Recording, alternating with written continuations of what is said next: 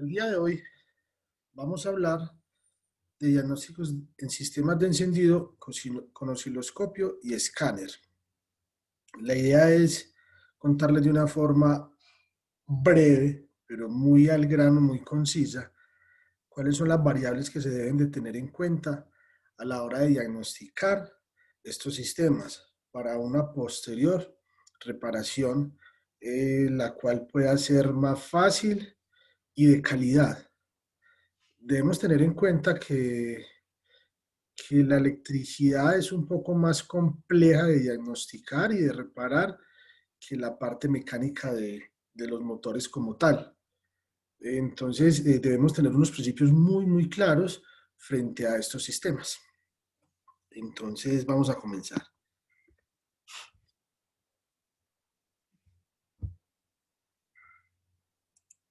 Objetivo. El objetivo de esta charla, de este entrenamiento, de este tiempo que vamos a dedicar hoy, es poder diagnosticar las diferentes fallas en un sistema de encendido con el osciloscopio como herramienta y su repercusión en las emisiones contaminantes, y esto lo diagnosticaremos con el escáner.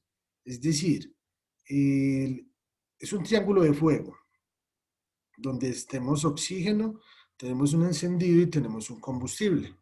Si alguno de los tres falla, las emisiones que va a emitir el vehículo, por ende, van a aumentar para mal, ¿ok? Entonces, una falla en el encendido es directamente proporcional a las emisiones.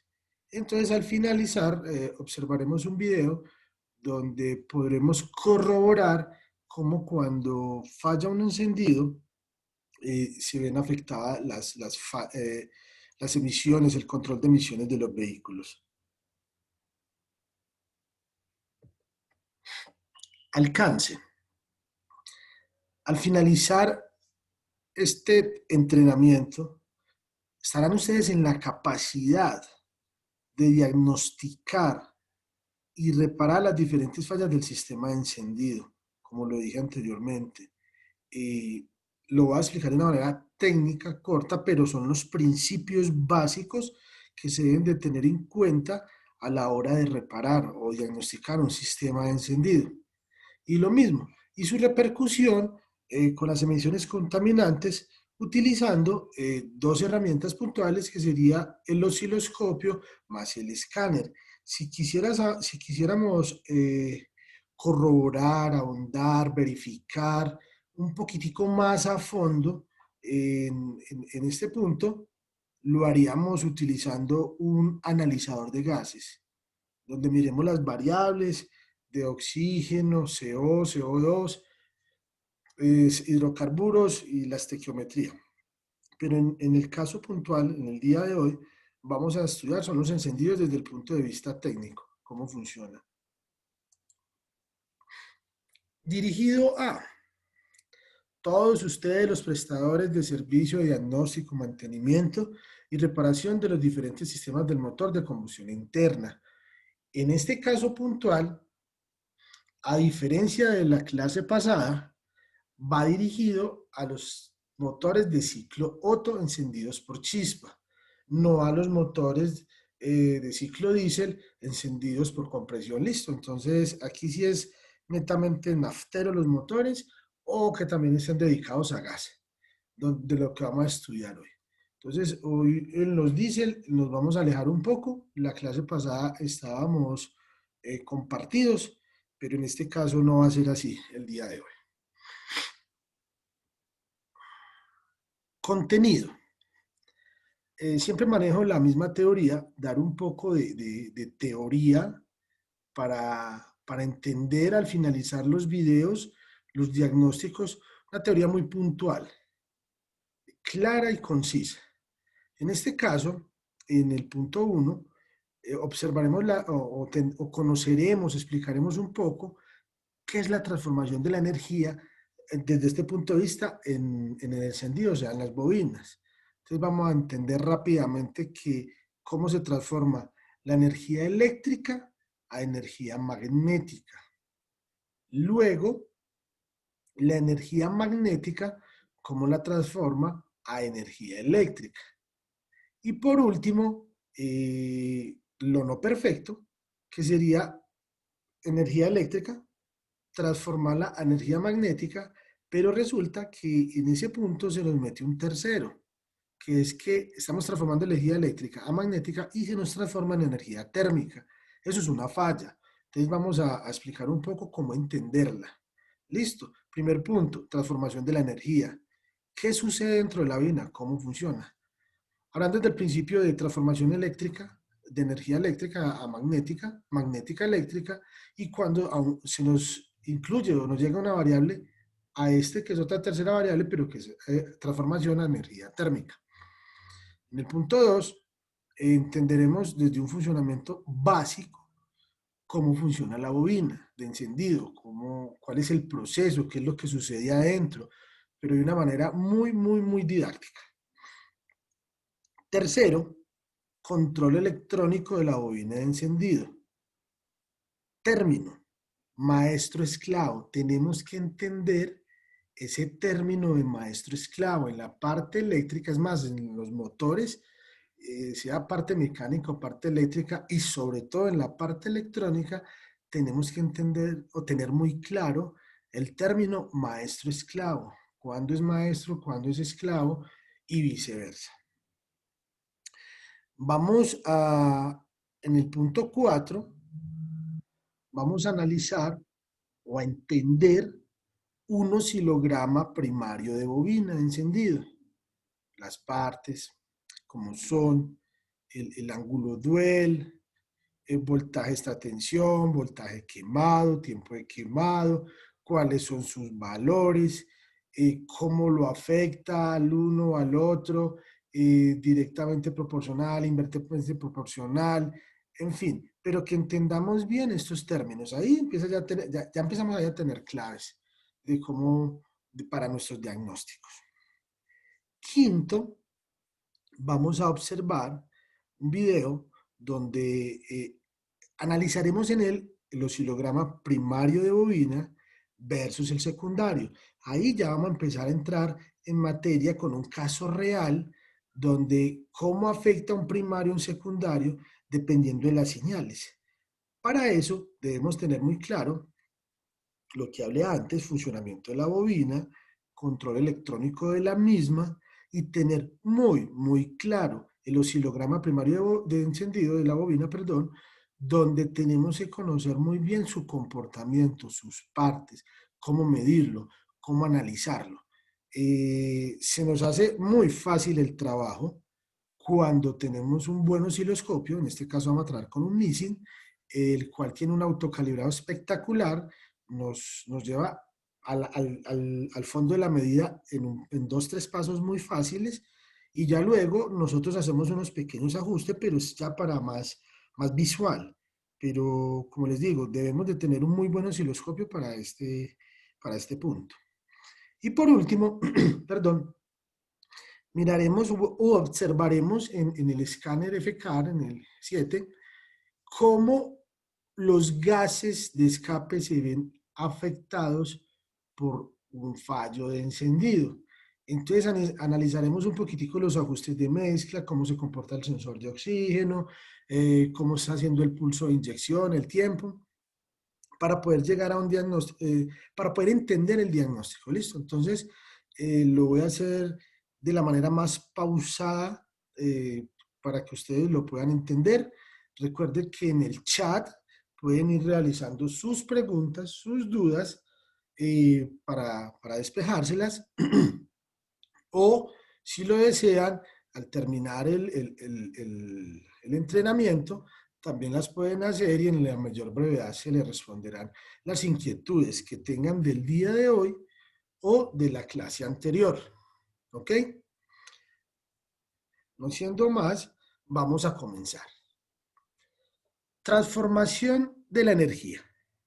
Entonces, en este caso, tenemos que entender el principio. ¿Listo? Vamos a transformar la energía eléctrica a energía magnética. ¿Qué significa esto? Tenemos magnetismo, tenemos un electromagnetismo. Resultante, electromagnetismo o el magnetismo resulta de una corriente eléctrica. En este caso, no es un imán permanente, es un imán que lo estamos generando mediante pasar una corriente eléctrica por un conductor.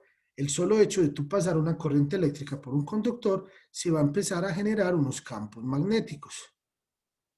Va del punto A al punto B, o sea, positivo, negativo, aterrizamos la corriente, cerramos un circuito, cable hace las veces de resistencia, por eso se llama una bobina, y por donde esté el cable circulando va a haber un campo magnético. Entonces, repetimos, esto es un campo magnético controlado, o sea, es un electromagnetismo, no magnetismo. Entonces, debemos diferenciar esas. En este caso, en una bobina, vamos a trabajar mucho este término, el electromagnetismo. A la hora de ingresar y 12 voltios, en este caso, aterrizarlos a masa, ya hay un circuito cerrado. ¿Qué pasa cuando cerramos ese circuito? Se nos transforma, perdón, transforma, se nos transforma la energía eléctrica en energía magnética y a su vez ya vamos a ver cómo lo vamos a ir acoplando cada uno. Entonces el primer principio es entender que transformamos la energía eléctrica a energía magnética. En este caso se llamaría electromagnetismo y el electromagnetismo lo podemos controlar, lo podemos transformar cuando queramos y lo podemos, digamos, apagar o poner en off cuando deseemos. Listo, de una manera coordinada. Ahorita vamos a entender cómo cogemos o cómo se transforma la energía magnética a energía eléctrica. La electricidad resultante por un campo magnético. Entonces vamos a analizar acá. Tenemos dos imanes permanentes, un norte y un sur, positivo y un negativo. Y tenemos un arrollamiento en una bobina con un núcleo de hierro. No, voy a explicarles esto y luego les digo por qué el núcleo de hierro. Entonces, ¿qué pasa?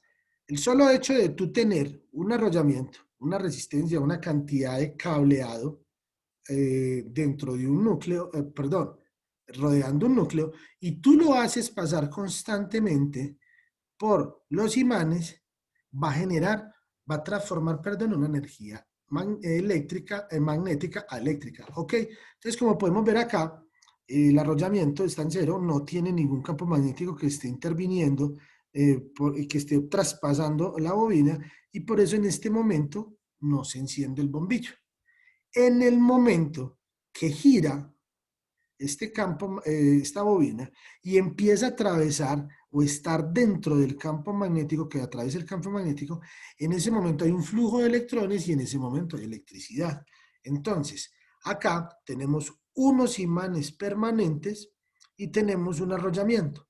De una forma o como queramos, debemos hacer que, en este caso, vamos a mover el inducido para que esté girando constantemente sobre el campo magnético estático y de esa manera generaremos electricidad, transformaremos electricidad. Caso contrario, acá estamos induciendo una energía eléctrica para transformarla en energía magnética. Electricidad, magnetismo, magnetismo, electricidad. Listo.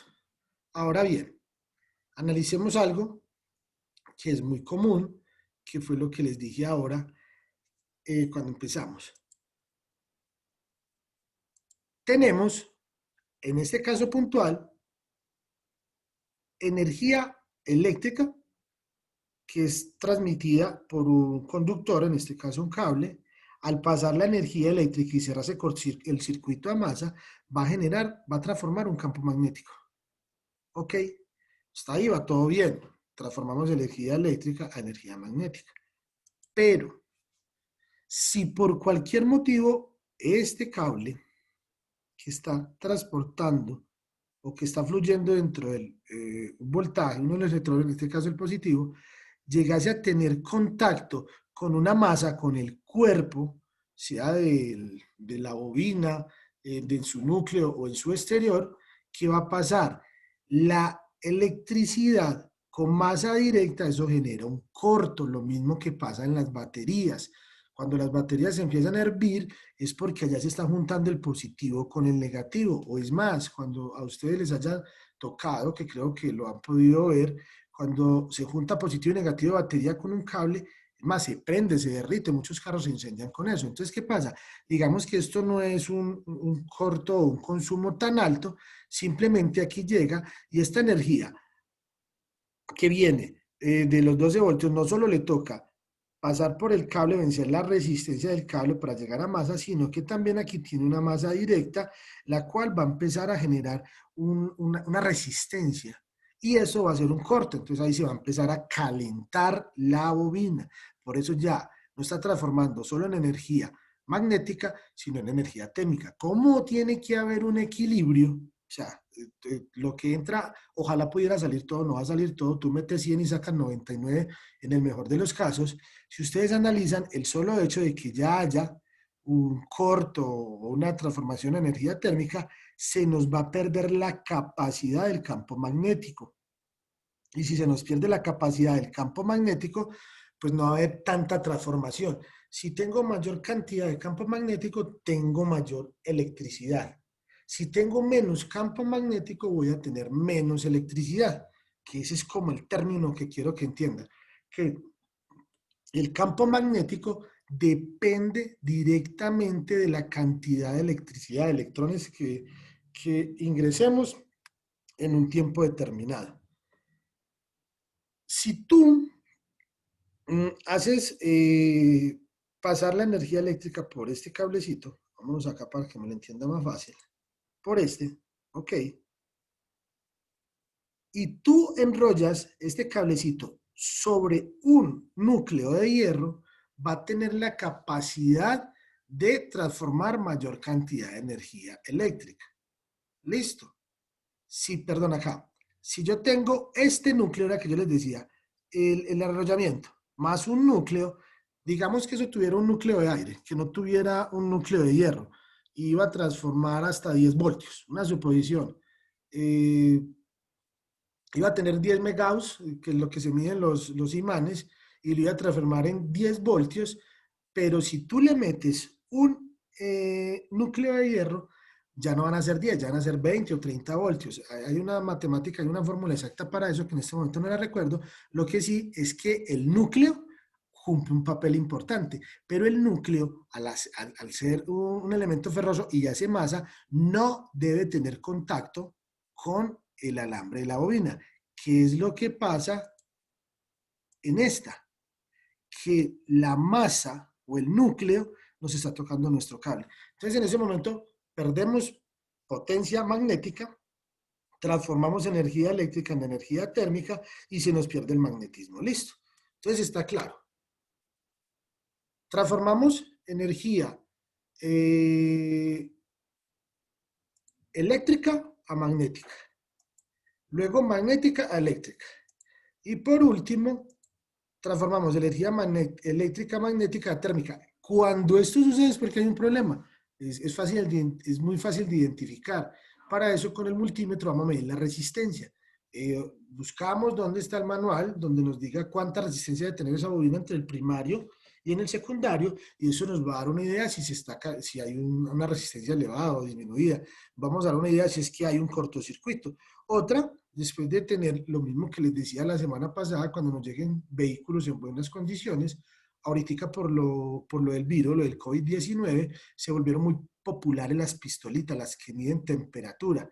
Entonces tú puedes saber con esa pistolita a qué temperatura trabaja una bobina de encendido tipo COP o de las convencionales, normalmente a qué temperatura trabaja y ahí sacas una idea y haz tus apuntes. Ahora, tenemos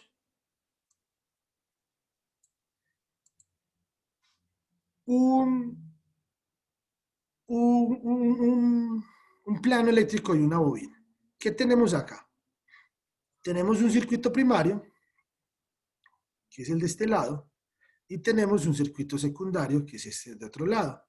Y en la mitad tenemos un elemento ferroso, que ya dijimos para qué es, ¿cierto? Entonces, ¿qué va a pasar acá? Cuando el circuito, la llave de inicio en cierre, y el negativo de la bobina esté a masa, ese se va a llamar tiempo de saturación. Entonces, asumámoslo, digámoslo que tiene que haber un tiempo ya preestablecido mientras esté el circuito cerrado. ¿Para qué? Para que esta bobina esté cargándose. Cuando llega acá, digámoslo así, que este sea 0 y este sea el 100%, en ese momento se tiene que abrir el circuito. ¿Ok? Entonces, en el tiempo de saturación, trabaja el circuito primario de la bobina. Y en ese momento tenemos energía eléctrica que la estamos pasando por un arrollamiento, una resistencia, ¿ok? Controladamente. Listo. Energía eléctrica pasada por un campo magnético controlada puntualmente. Ahora, ya en el segundo tiempo, que es el tiempo de descarga, sucede lo siguiente. Se abre el circuito a masa, ¿ok? Se le corta, ya el circuito está abierto en el primario y hay un pico de extratensión. Es como cuando aquí en Colombia lo llamamos un relé. Se abre, hay un pico alto. Cuando hay ese pico de extratensión, entonces ya la energía eléctrica que teníamos acumulada en el primario se transforma en energía magnética, un pico de extratensión, ojalá fuera de 300 voltios, y estos 300 voltios se convierten en se transforman en magnetismo, y este magnetismo traspasa a la segunda bobina, que es el secundario.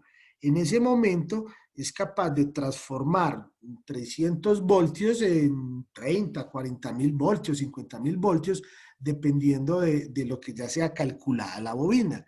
Entonces, en ese momento, se abre abruptamente el circuito a tierra, se transforma la energía eléctrica en energía magnética, y cuando la energía magnética traspasa el segundo arrollamiento, vuelve y se convierte en energía eléctrica. Entonces, mire el juego que hay ahí, solo que en ese momento es de una alta tensión.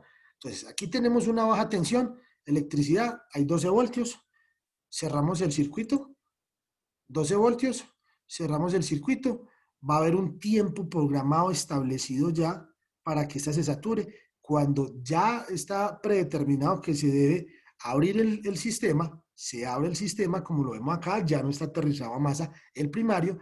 En ese momento, esa energía para algún lado se tiene que ir. La energía no se crea ni se destruye, solo se transforma. Se transforma en magnetismo. Este, a su vez, traspasa el segundo arrollamiento, la segunda resistencia, que a la par tiene un núcleo de hierro para multiplicar y aprovechar más ese magnetismo, y sale la alta tensión hacia la bujía. Repito, energía eléctrica en el primario. Energía eléctrica en el primario. Entonces ya tenemos, ahí no hay ninguna transformación de energía. Cuando hay una descarga, abrimos el primario y la energía eléctrica que estaba en el primario se transforma en energía magnética.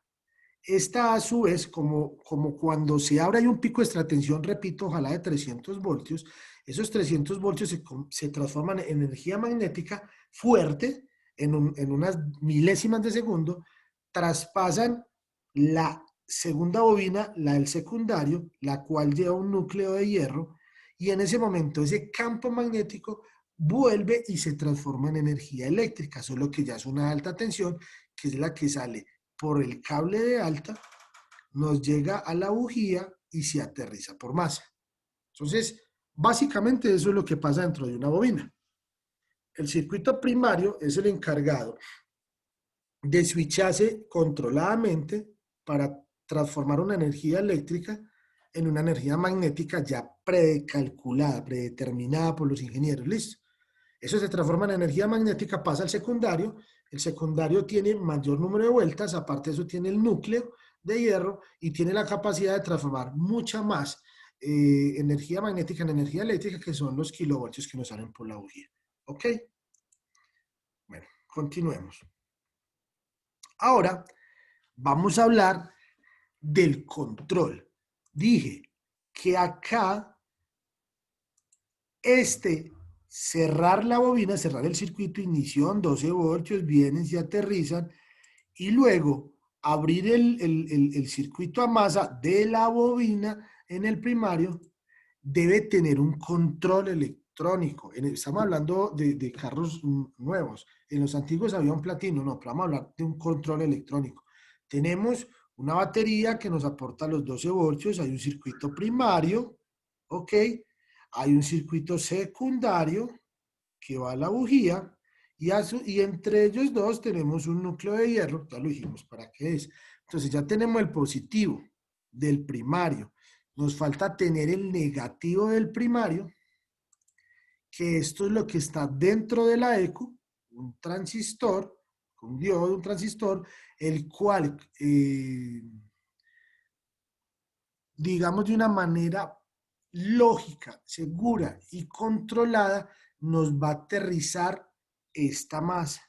¿Para qué? Para que sea armónico. O sea, el tiempo de saturación de esta bobina ya está preestablecido. ¿Cuánto tiempo tiene que estar cerrado el circuito? Que venga acá, la computadora masa, 1, 2, 3, 4, 5, 6, 7, bueno, los milisegundos que sean, ahorita más adelante lo vamos a ver, para que sea súper aprovechada el tiempo de carga de esta bobina. Y luego, cuando se abre, eh, transforme la cantidad de energía eléctrica magnética que necesita el secundario para poder que haya una alta tensión. Listo. Ahora, y luego tenemos una serie de sensores, tenemos electricidad, hablando desde el punto de vista de cableado, y un sistema de carga que es el que nos aporta que haya una carga constante en el sistema. Entonces acá tenemos que analizar algo muy puntual y vamos a analizar lo siguiente. Hay un término que se llama maestro esclavo. ¿Qué quiere decir? En este caso, que el maestro es la ECU o la computadora de motor, la cual le ordena a, a la bobina en qué momento debe hacer su trabajo de saturación y de descarga. ¿Ok? Entonces, en este caso, la ECU es el maestro y la bobina es el esclavo, obedece lo que dice el maestro. Puede que aquí no haya una buena tensión, pero es porque le están mandando una mala información. Si el tiempo de saturación es menor, no va a alcanzar a transformar la cantidad de energía eléctrica magnética que necesita el secundario, o viceversa, si el tiempo de saturación se pasa, cuando se empieza a pasar, se empieza a transformar en energía térmica, lo que hablamos ahora. Entonces, lo único que va a hacer es empezarnos a calentar la bobina, a dañárnosla internamente, a dañarnos el barniz del cable, listo. Pero resulta que acontece algo, que ya en este caso la ECU, esta, se vuelve el esclavo y el maestro son los sensores, la parte eléctrica, el sistema de carga. Me explico. Si hay una mala información de los sensores de posición de cigüeñal o de árbol de levas, esta bobina se va a saturar en el momento que no es o la cantidad que no es.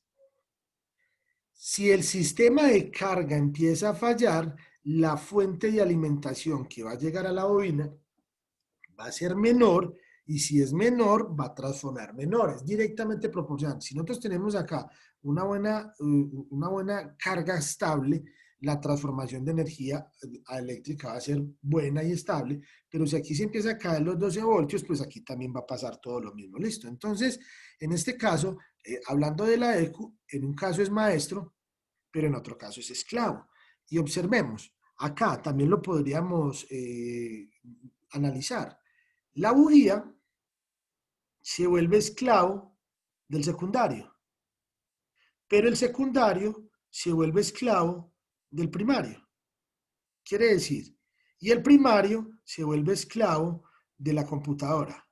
En este caso, el primario es esclavo de la computadora, pero es maestro del secundario. Entonces hay que entender un poco ese término. Listo. Creo que me lo entendieron porque es fácil.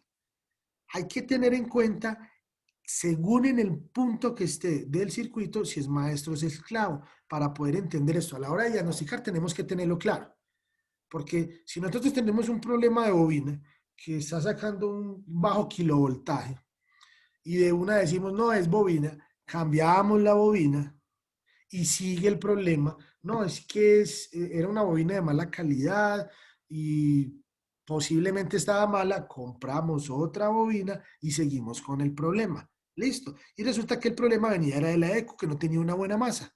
O más atrás, ni siquiera era de la ECU, era que había un sensor de posición de cigüeñal que estaba mandando una mala información, o ni siquiera el sensor, que la rueda dentada de la volante tuviese un problema. Listo. Entonces, tengamos claro eso. Para el diagnóstico tenemos que entender cuál es el maestro y cuál es el esclavo. Si depende de algo o ese algo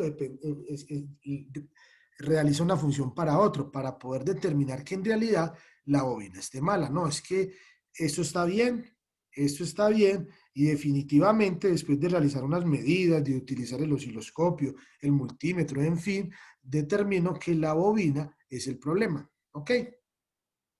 Continuemos. Ahorita vamos a entender el oscilograma del primario de la bobina. O sea, ¿qué es lo que pasa acá? Lo que vamos a analizar en este oscilograma es lo que está pasando en este punto, en el primario. ¿Ok? Entonces, ¿qué tenemos acá? Tenemos una línea de 12 voltios y una línea de 0 voltios. Tenemos un ángulo duel o tiempo de saturación de la bobina del primario. Luego, cuando se abre el circuito, lo que decíamos que era controlado, hay un pico de extratensión que ojalá sea de 300 voltios. Acá, vamos a analizarlo acá más cerca. Me va a llevar esta diapositiva para acá.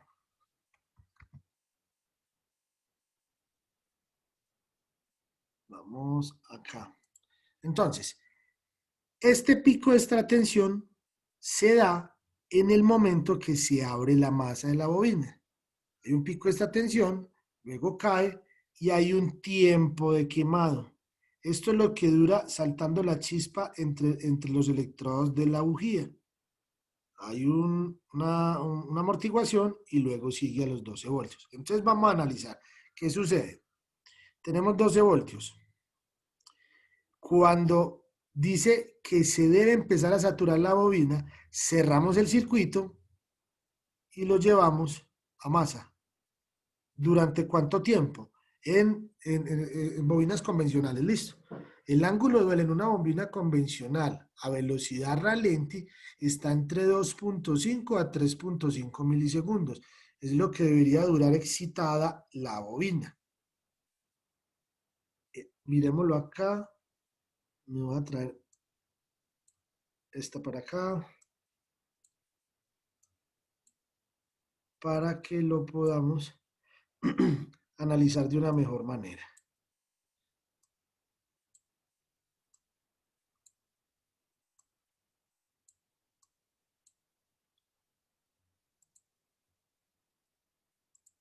Listo. Entonces observemos. Vamos a traer esta para acá.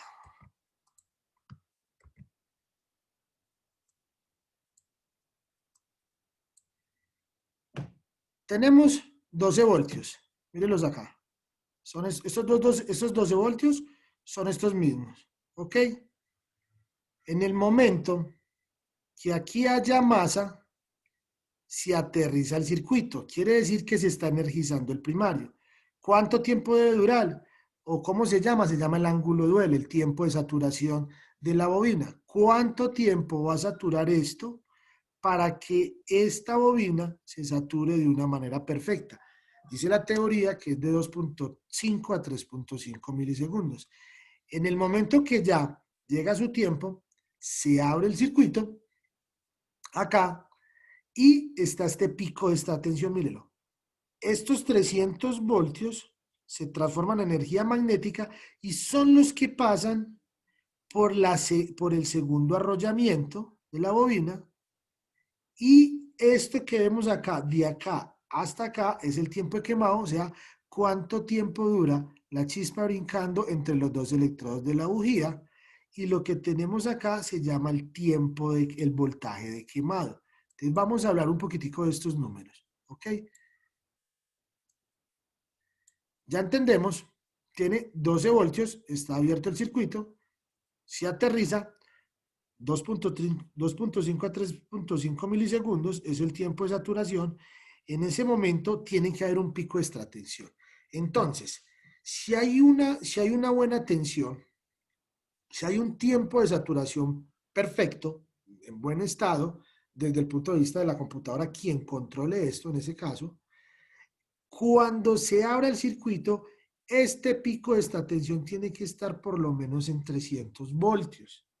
¿Para qué? Para cuando se suelten o se abra abruptamente el circuito, lleguen estos 300 voltios, este campo magnético que va a pasar el secundario sea tan fuerte, tan alto, llamémoslo así, que va a ser capaz de transformar mucha mejor energía eléctrica para el arco de quemado de la bobina.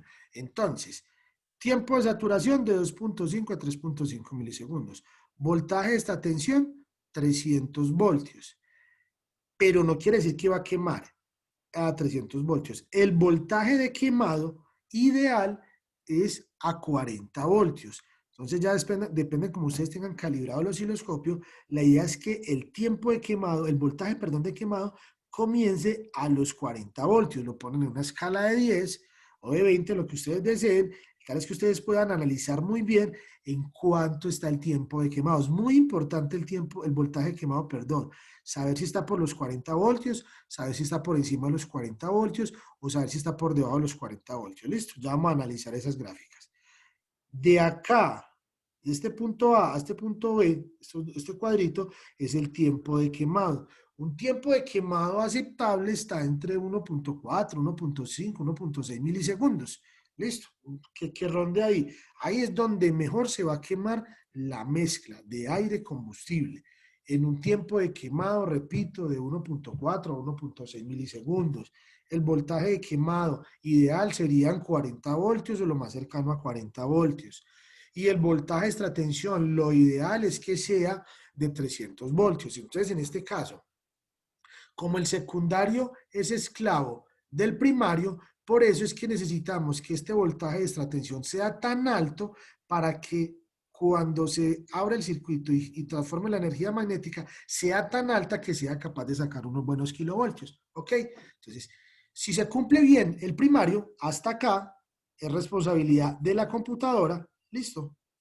Hasta este punto es responsabilidad de la computadora. Este voltaje de extratensión, si todo esto se está dando bien, no llega a estar a 200, 300, 280 voltios, quiere decir que hay un problema en el circuito primario, en la resistencia de la bobina. Listo. Y el voltaje de quemado depende directamente de la abertura de la bujía, de cómo esté trabajando, cómo esté el ambiente dentro del cilindro. ¿Ok? Entonces aquí observemos. Tenemos un voltaje de extratensión. Si el voltaje de quema se aumenta, quiere decir que hay una alta resistencia dentro de los cables, de la bobina, una resistencia eléctrica. Parta de ahí. Si hay un voltaje de extratensión alto, debería de haber, o usted encontrar o diagnosticar una alta resistencia eléctrica. Si usted no identifica o no encuentra alguna alta resistencia eléctrica en la bobina, en la bujía, en el cable, en fin, depende del encendido, quiere decir que dentro del cilindro hay una alta resistencia mecánica. Podríamos llamarlo una alta compresión. Cuando cepillamos culatas o modificamos motores y subimos cilindraje, la presión es tan alta que a la bobina le toca sacrificar tiempo de quemado por voltaje de quemado. Listo. Si la resistencia es baja, llamémoslo una bujía muy cerrada, ¿qué pasará? El tiempo de quemado se alarga, pero el voltaje de quemado se cae. Entonces, voltaje de quemado estándar, 40 voltios. Si se sube, quiere decir que hay una alta resistencia. Si se baja, quiere decir que hay una baja resistencia. Entonces, ¿con qué tenemos que jugar? Con que el tiempo de quemado se mantenga entre 1.4 y 1.6 milisegundos. Digamos que aquí estuvieran 1 milisegundo y digamos que aquí estuvieran 2 milisegundos. ¿Listo? Entonces esa es la diferencia que tenemos que entender. ¿Ok? Entonces a continuación vamos a observar un video en el cual analizaremos cómo se modifica el tiempo de quemado por una alta resistencia. Entonces aquí lo podemos observar. Viene 12 voltios, si aterriza a masa, dura, eso se llama el ángulo de duel. Aquí lo hice un poco más alto, para no que no se me vea el pico de esta tensión, sino que me interesaba era que se observara bien la señal. Si podemos analizar, comienza en un voltaje quemado de 10, 20, 30, está a 10 voltios. Aquí tenemos 10, 12 voltios, 1, 2, 3 cuadros, 30 voltios. Y recuerde que el tiempo, el voltaje quemado debería ser 40, lo ideal, debería empezar por acá. Mire que empieza y va decayendo. Ese carro tenía un problema en la bobina, era una bobina COP. Entonces, observemos el video.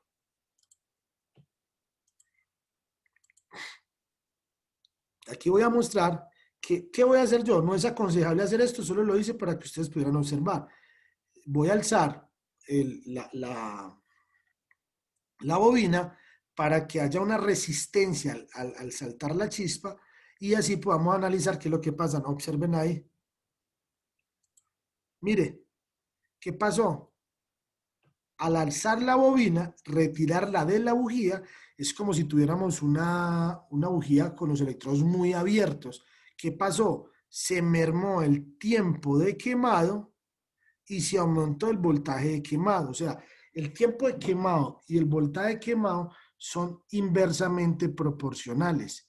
Si el voltaje quemado sube en el eje X, el tiempo de quemado en el eje Y va a caer. ¿Ok? Sigamos. Ahí vuelve. Listo, mírelo. ¿Cómo se amplió? Al ampliarse el tiempo de quemado, cae el voltaje de quemado. Aquí vuelvo y les muestro, ya en la bobina número 3, que lo que estoy haciendo es alzarla, retirándola un poco, para luego observar qué es lo que sucede con el tiempo de quemado. Ahí lo pueden ver perfectamente y regresa. Yo la alzo y el tiempo de quemado se modifica. ¿Qué quiere decir? ¿Qué intento explicarles con esto? Que aquí tengan en cuenta un estándar y es el voltaje de quemado es inversamente proporcional al tiempo de quemado. Si el voltaje de quemado sube, el tiempo de quemado se acorta. Si el voltaje de quemado baja, el tiempo de quemado se amplía. Listo. Y ahí podríamos nosotros, si entendemos bien esta teoría, empezar a jugar con la abertura de la bujía. O sea que tú podrías calibrar las bujías según las variables, el desgaste interno del motor, la compresión del motor, la calidad de la bobina, la calidad del sistema eléctrico, en fin, todas las variables que den, nosotros las podemos obviar si tenemos un buen osciloscopio y entendemos bien la teoría, pues te va a tocar abrirla más o cerrarla más, no sé, depende del caso. El tal es que tú tienes que dejar el tiempo de quemado en 1.5 sería el medio, más o menos 1. 1.5 o 1.6, 1.5, 1.4 el tiempo de quemado y vas a ver cómo va a quedar ese motor de redondito, de parejo. ¿Ok? Entonces, que es que el manual dice que las bujías van calibradas a 1.1 milímetros o a 35 milésimas de pulgada, qué sé yo, lo que, como ustedes entiendan, el calibrador de bujías, pero resulta que eso es cuando están nuevas, cuando todo está bueno. Cuando empieza a haber unos desgastes internos de motor o hay unas modificaciones, hay que empezar a calibrar las bujías de otro tamaño. Es decir, si tú tienes un motor muy desgastado, que ya la relación de compresión está caída, obligatoriamente tú tienes que abrir las bujías. ¿Para qué? Para generar una mayor resistencia, porque la bujía ya está calibrada a la abertura también con la relación de compresión. Y si hay una fuga por los anillos, la relación de compresión se disminuye. Y si se disminuye, ¿qué va a pasar? El tiempo de quemado se va a abrir tanto, mucho, sí va a haber mucho tiempo de quemado, pero con un voltaje de quemado muy bajito, entonces no va a haber una buena quema de un hidrocarburo. Cuando hacemos modificaciones, repito, aumentar cilindradas, cepillar culatas por los motivos que sean, montar turbos, supercargadores, aspirar los motores, estamos modificando la relación de compresión. Tenemos que tener en cuenta que también va a modificarse la abertura de la bujía. Listo. Entonces, en este caso, lo que necesitaba o pretendía que ustedes me entendieran era cómo se ve afectado el tiempo de quemado según la abertura. Lo otro que deseo que la tengan claro es que el ángulo duel, si hay problemas en este punto de ángulo duel, entraríamos a pensar en computadora, entraríamos a empezar hacia atrás, en los sensores. Entendamos que la computadora, en este caso, que controla el ángulo duel, es esclavo, como lo decíamos acá, esta es la SM, ese es el ángulo duel, es esclava de los sensores, la electricidad, sistema de carga, parte mecánica, listo. Entonces no podríamos generar un estándar, ¿ok? Eso es lo que hasta acá. 2.5 a 3 milisegundos, ¿quién es el responsable? La EQ y lo que haya para atrás de la EQ, sensores, ¿cierto? En el voltaje de extratensión, en el que sube acá, en este caso, en esta línea, ¿quién es el responsable? Que esto esté bien, y si esto está bien y la bobina está en buen estado, este pico de extratensión va a ser alto. Y si es alto, tenemos un buen voltaje de quema. ¿Listo? Y ya el tiempo de quemado, ¿quién es el responsable? ¿La abertura de la bujía o el estado mecánico? Apúntelo, motor desgastado va con bujías abiertas. Ahora, en vamos a analizar algo muy interesante. Vamos a analizar el primario, pero también vamos a analizar el secundario. ¿Qué variables hay? ¿Qué sucede? Mejor dicho, veámoslo para que lo analicemos entre todos. Una ruta fácil, encendemos el osciloscopio, vamos a un autocalibrado, en este caso, aquí no se alcanza a ver bien, pero aquí tenemos un autocalibrado y aquí una calibración manual. La ventaja de ese osciloscopio Missing es que tiene un autocalibrado y tiene cantidades de opciones muy particulares que nos sirven a nosotros, nos merman el tiempo y nos ayudan, nos facilitan las cosas. Vamos a ignición, primario y secundario, queremos saber el voltaje y le decimos OK y ya el solito nos lo calibra. Entonces, hasta acá, todo fue autocalibración. Nos dio la ruta, nos dio la guía. Entonces, ya ahorita acá analicemos qué vamos a hacer. Vamos a ampliar un poquitico el primario. En este caso, este es el circuito primario, ¿ok? Y la línea azul es el circuito secundario, el alto voltaje, el que va para la bujía.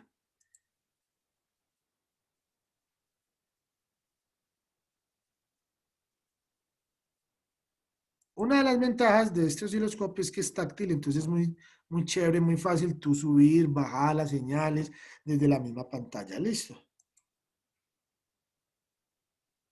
Listo. Analicemos algo acá. Son los 12 voltios, ¿ok? Pero si ustedes alcanzan a observar, estos 12 voltios no están llegando a tierra, no están llegando a cero del todo. Si no llegan a cero del todo, no va a haber una saturación perfecta. Listo. Recuerden, todo circuito eléctrico necesita positivo y negativo.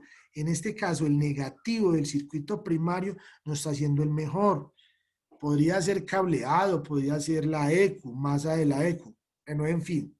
Esto es muy común en los motores Renault, ¿ok? O en los encendidos DIS. Entonces observemos. Cae, no cae a cero, tiempo, voltaje quemado, de extratensión, perdón, voltaje quemado, tiempo de quemado y se aterriza. Y en el segundo podemos ver es que cuando empieza a saturarse la bobina en el primario, en el secundario hay una pequeña suba de voltaje, cae y de este punto A a este punto B es el tiempo de quema. Si usted observa, el tiempo de quemado es igual en el primario que en el secundario. ¿Listo?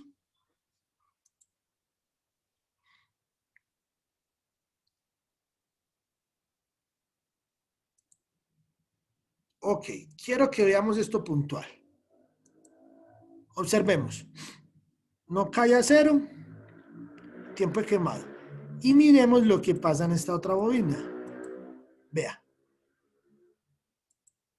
se cambia de el oscilograma. ¿Por qué? Porque mire que esta bobina no está cayendo ni a 0.8 voltios. O sea, no, mire la tierra donde está y dónde está ella. ¿Qué pasa cuando sucede eso? Miren el pico de esta tensión donde se bajó. ¿Ok?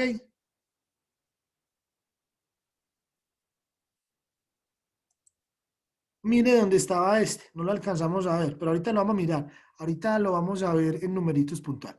Solo hecho de saturarse mejor la bobina porque el ángulo de duele está aterrizándose y es el mismo tiempo, observemos, es el mismo tiempo de saturación, solo que aquí tampoco está cayendo bien a cero como lo hacía en esta, miremos, mire que esta caía bien a cero, pero en este caso esta señorita no está cayendo bien a cero. Entonces, esa es una de las cosas. Si tú calibras bien el osciloscopio, lo pones bien a masa, vas a ver que, y es más, en la mitad se sube otro poquitico de voltaje. Eso es masa. El problema de ese carro era masa, se los adelanto. Y había mala masa en los cables y en la computadora. La computadora, la masa en la computadora era el problema. Pero si observamos, mire, en la otra bobina, esa era la 2, mire, todavía se sube más y no se aterriza masa, pero mire cómo cambia todo. Cambia el voltaje de extratensión y vamos a observar el tiempo de quemado. El tiempo de quemado también se nos cae. Está en 10, teníamos un tiempo de quemado perverso de todas maneras, 10, 20 voltios, ¿ok? Y cuando se cae, se nos pierde la tierra, el voltaje de quemado que estaba a 20 voltios, está como, si aquí está en 12, estaría por ahí en 18 voltios de quemado, eso es paupérrimo. Y si los 18 voltios de quemado caen, pues mire en cuánto va a caer el voltaje de extratensión. Listo. Vamos a observar más por acá adelante. Observemos algo. Cuando está en esta, pongámosla acá más adelantico. Acá, listo. El siguiente número que les voy a mostrar es el voltaje de extratensión versus el voltaje de quemado. Ok, 82 voltios de extratensión y tenemos 124.000 voltios o 124 kilovoltios en el secundario. Entonces, repito, esto es lo ideal, que ese que está en 82 voltios, que es el pico de esta tensión, debería de estar en 300 voltios, 250 pues estando muy malo. Sería lo perfecto. En este caso estamos en 82.4 voltios y en el secundario tenemos 124. 94 constantemente está cambiando. Vamos a dejar correr el video para que lo vemos constantemente cómo va cambiando. ¿Qué es lo interesante? Observemos estos dos numeritos cómo van cambiando. 90, 95, 82, 93, 82, 90. ¿Qué quiere decir esto? Que la parte de quien está saturando la bobina, en este caso la ECU, porque ya les adelanté que el problema era la ECU, nos estaba generando un problema. ¿Por qué? Porque nos estaba mostrando, fluctuaba mucho eso, debería de ser muy constante, ¿ok? Para que en el de extratensión, perdón, en el de quemado, esté también muy constante. Sigamos viéndolo. 126, 131, 129, 28, 24, y lo tenemos, el primer canal, el del primario, lo tenemos calibrado a 20 voltios, y el segundo estaba en 20 kilovoltios. ¿Ok? Mire cómo va fluctuando esa señal. Esta es la que tiene el problema. Volvamos acá. Esta es la que tiene realmente el problema más agudo. Entonces miremos que muchas veces se va la señal. O sea, en ese momento deja de saturar, de tirar chispa la bujía. Porque la bobina no la está saturando. Entonces empecemos a mirar acá. Vamos a ver que se aclare, listo. Vamos a prestar mucha atención en el voltaje en el secundario. Recordemos que el secundario es esclavo del primario. Dependiendo de lo que haya acá, se va a transformar en campo magnético y a su vez otra vez en energía eléctrica. Entonces observemos este número. Ahorita lo vimos hasta 130, 131, hasta 136 lo alcancé a ver yo. Vamos a mirar ese segundo en cuánto se mantiene. 49, 54, 47, 62, 43, 44, 70 y subió a 70. Pero miremos lo que les decía ahora, muchachos, vean. ¿Qué pasa? Mire este pico, perdón, este ángulo duel le falta para llegar a masa. Entonces, si no aterriza, es como cuando tú tienes una mala masa en el pito, tú vas a pitar y eso no pita bien, una luz, eso alumbra muy poquitico. Aquí pasa lo mismo. Al no haber una buena base, no hay una buena saturación. Ok, sigue caído, típico en los motores Renault. En este caso, sacamos la bobina COP, hacemos un extensor, ponemos nuestra pinza para alto voltaje, la punta de nuestro osciloscopio para poder tener una idea del primario y el secundario en estos sistemas.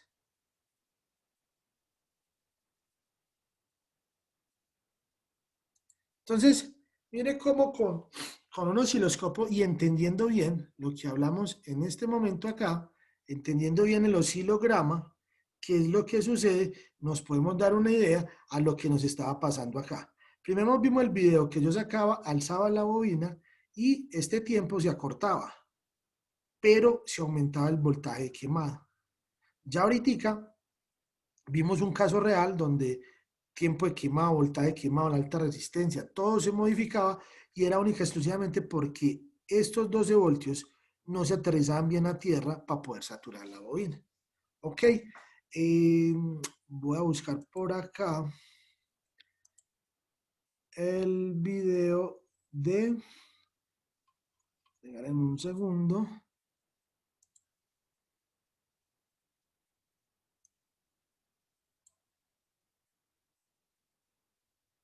Este es el video donde vamos a analizar un poco lo que sucede con las emisiones. Listo. Esperemos que me quede más claro. Listo. Sensores de oxígeno y bucle de sensor de oxígeno. Aquí nos va a decir lo siguiente.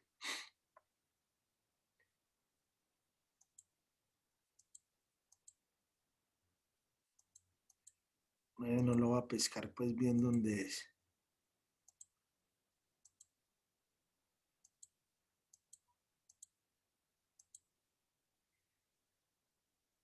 Vamos a verlo más bien desde el principio para ahí quietecito. Me está diciendo que este es el ajuste de mezcla a corto plazo y este es el a largo plazo. Le está poniendo un 38% más de combustible a corto y a largo le está poniendo un 49%. Me dice que estamos a 625 RPM y 4 milisegundos.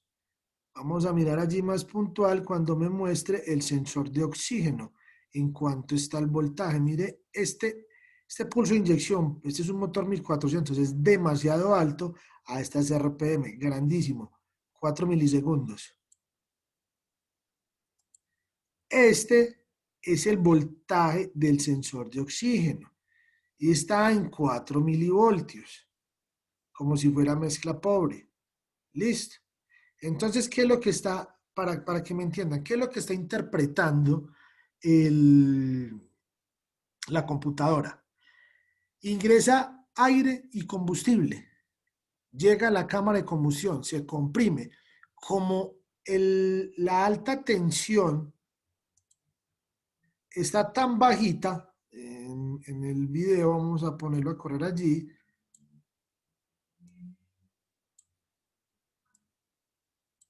como esta alta tensión está tan bajita, el tiempo de quemado se ve afectado. Observémoslo acá. Listo. Entonces, ¿qué tenemos? un voltaje en el secundario tenemos unos kilovoltios muy bajitos. Como hay tan poquitos kilovoltios, quema muy poquito aire y combustible. Entonces, por el exhausto sale mucha gasolina y también sale mucho aire porque entró y no se quemaron. Ustedes dirían, me mostraría mezcla rica porque sale mucho combustible por el exhausto. Pero ¿qué pasa? Es que el sensor de oxígeno mide oxígeno, no combustible. Entonces, ¿qué pasa? El sensor de oxígeno está determinando, está leyendo una cantidad exagerada de oxígeno en los gases de escape. La computadora asume que es que hay muy poquito combustible y por eso abre el pulso de inyección, como me lo mostró a 4 milisegundos. ¿Ok? Al haber tanto oxígeno, como el sensor de oxígeno lee ese oxígeno, valga la redundancia, mucho oxígeno en el escape quiere decir que hay poquita gasolina en la combustión. Pero la computadora, en este caso es un Chevrolet Corsa, no era capaz de correlacionar y decir, no, es que hay muy poquito combustible, es porque hay muy poquita tiempo quemado, muy poquita chispa. No, ya no lo hace, ya simplemente lee oxígeno. Si tiene mucho oxígeno, le mete más combustible para tratar de compensar lo que está sucediendo, pero eso nunca se va a quemar y va a seguir pasando lo mismo. ¿Por qué? Porque es que observemos, no hay nada de kilovoltios en este. Y si miramos el primero, pues tampoco es que esté muy bueno. Vamos a observar 131, o sea, repitamos, si debería estar entre 250 a 300 voltios, el pico de esta tensión, para que haya una buen voltaje quemado, ¿en cuánto estaría este? Si este en este momento está en 82, no está en la cuarta parte de lo que necesitaríamos. Y por eso este vehículo tenía serios problemas de emisiones de gases.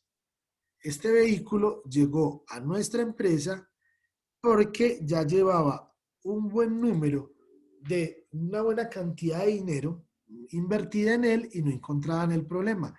Llegamos a este diagnóstico en un momentico con el oscilograma de compresión, que es lo que vamos a ver en el próximo curso.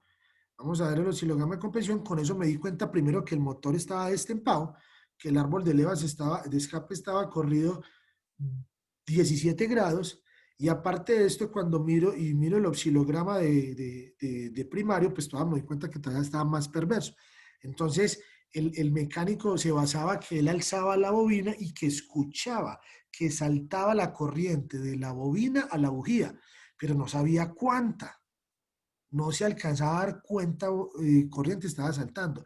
Ponía los bloqueadores para poner el motor en tiempo y él asumía que estaba en tiempo. Pero resulta que no. Ya había un desgaste interno de correa y otras cosas, lo cual no dejaba que el motor quedara bien en tiempo. Y todo llegamos a este diagnóstico demoró aproximadamente 15 minutos. También le anexamos el analizador de gases, pero en este momento estamos hablando de osciloscopio y escáner.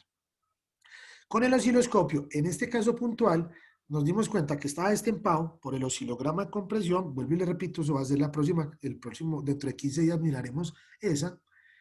Nos dimos cuenta que estaba destempado con el osciloscopio, nos acabamos de cuenta de lo que ustedes vieron, estaba totalmente desfasado en la parte de encendido y nos demoramos 15 minutos. Y el cliente ya llevaba un mes volteando con el carro por todos lados como un desvelado, tratando de encontrar soluciones e invirtiendo dinero. Con este tipo de herramientas podemos lograr hacer esto. Necesitamos, en los talleres necesitamos herramienta, conocimiento y mucha información técnica. Listo. La herramienta, y ustedes en este caso han sido invitados por Diagnostul y Tecnotalleres. Ellos tienen todo un portafolio excelente de herramientas, en este caso los dos que utilicé, el escáner y el osciloscopio, fiables, rápidos, puntuales, fáciles de manejar, no son engorrosos, aparte hay un muy buen soporte técnico para ellos. Entonces en Perú se comunican con Diagnostool y acá en Colombia con Tecnotalleres, los cuales le darán una mayor información acerca de lo que ustedes necesiten. Y ya para el punto de vista de conocimiento, queda nuestro contacto acá en Colombia. Y por el WhatsApp también nos pueden escribir para cualquier duda o sugerencia. Listo. No siendo más, espero les sirva mucho, de corazón se los digo. que se vayan con unos principios más claros de cómo funciona esto. Cualquier duda y cualquier inquietud la pueden hacer por el chat, por el WhatsApp.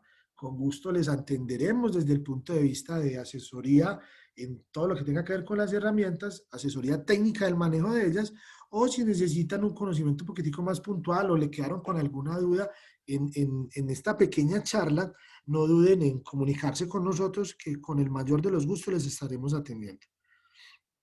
Un abrazo y una feliz noche.